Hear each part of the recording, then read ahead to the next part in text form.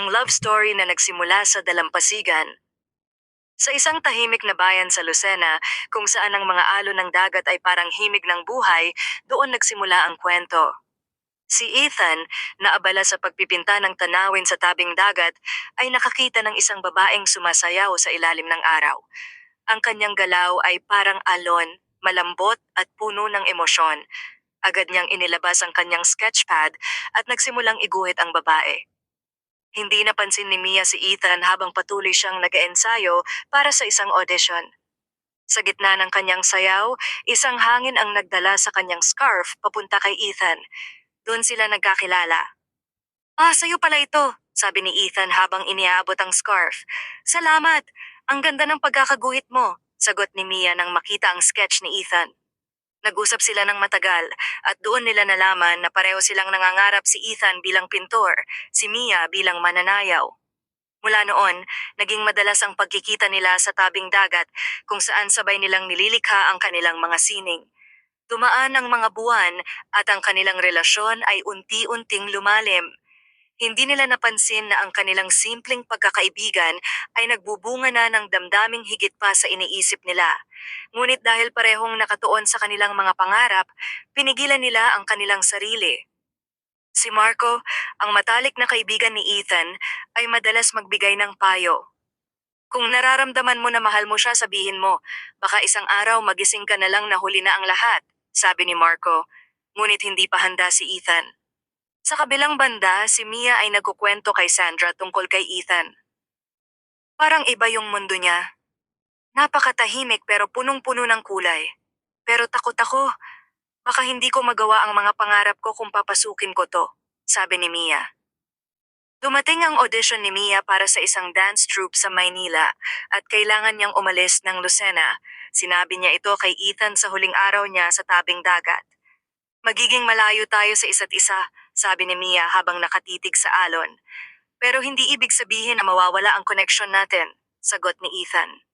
Naging mailap ang mga sumunod na buwan.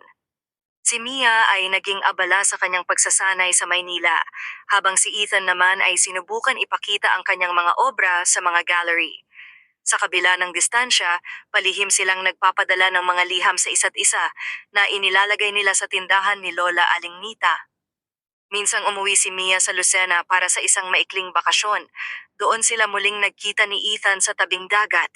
Ngunit sa pagkakataong ito, may pagbabago, may bigat sa kanilang mga damdamin. "Ethan, gusto kong malaman mo na ikaw ang inspirasyon ko sa bawat sayaw," sabi ni Mia. "Mia, ikaw ang dahilan kung bakit patuloy akong lumilikha," sagot ni Ethan.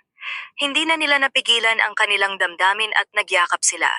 Ngunit ang saya ay saglit lamang dahil kinailangan ulit bumalik ni Mia sa Maynila. Nangako sila na kahit anong mangyari, magtutulungan sila sa pagtupad ng kanilang mga pangarap. Dumating ang balita na tinanggap si Mia bilang isa sa pangunahing mananayaw ng isang kilalang dance troupe. Samantala, isang event sa Maynila ang nagbigay kay Ethan ng pagkakataong magkaroon ng solo exhibit. Pareho nilang narating ang kanilang mga pangarap, ngunit ang kanilang oras para sa isa't isa ay lalong naging limitado. Isang araw, habang abala si Ethan sa pag-aayos ng kanyang exhibit, tumawag si Sandra. "Ethan, si Mia, nasaktan sa isang aksidente," umiiyak na sabi nito. Agad pumunta si Ethan sa ospital kung saan nakita niyang nakaratay si Mia. Ang aksidente ay nagdulot ng sugat sa kanyang binti, dahilan upang hindi na siya makasayaw ng tulad ng dati. "Mia, nandito ako. Huwag kang susuko," sabi ni Ethan habang hawak ang kamay ni Mia. "Paano ako? Hindi na ako mananayaw," sabi ni Mia habang umiiyak. "Huwag mong hayaang magtapos ang kwento mo dito. Ang mahalaga, buhay ka. At ako, mahal kita," sagot ni Ethan. Sa tulong ni Ethan, natutunan ni Mia na mahalin ang bagong yugto ng kanyang buhay. Bumalik sila sa Lucena at nagtayo ng isang art and dance studio na nagbigay inspirasyon sa mga kabataan. Si Ethan ay nagtuloy sa kanyang pagpipinta, habang si Mia naman ay nagturo ng sayaw. Dumaan ang mga taon, at sa ilalim ng langit ng Lucena ikinasal sila sa tabing dagat kung saan unang nag-cruise ang kanilang landas. "Pangarap nating dalawa ang bumuo ng sining, at ito na ang obra natin ng pagmamahala na walang hanggan," sabi ni Ethan sabay halik kay Mia. At sa dulo, Hindi lamang nila natupad ang kanilang mga pangarap, kundi natagpuan din nila ang isa't isa sa ilalim ng mga bituin ng Lucena.